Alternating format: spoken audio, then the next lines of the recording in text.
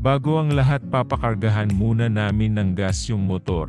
Syempre full tank. Ngayong araw pala ay Lunes, August 7, 2023. Kumuha muna kami ng insurance bago pumunta ng emission.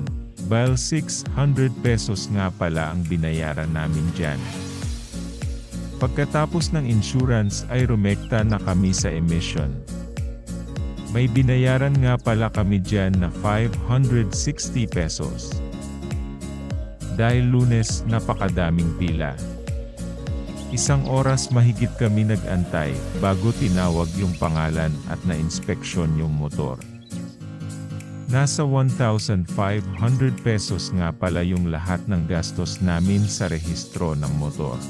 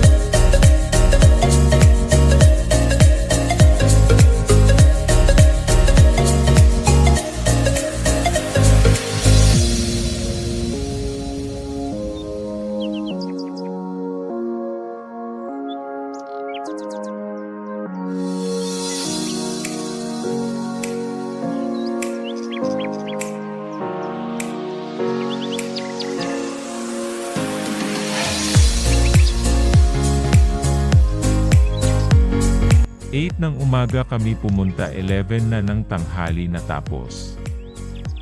Yan nga, sinalang na yung motor. Chinek yung bisina headlight, high and low signal light, brake light at yung pipe. Pagkatapos binigay na yung clearance. Pagkakuha namin ng clearance, rumekta na kami sa LTO.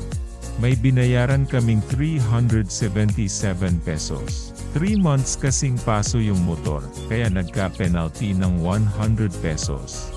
Hanggang dito na lang yung video, di kasi pwede mag-video sa loob ng LTO.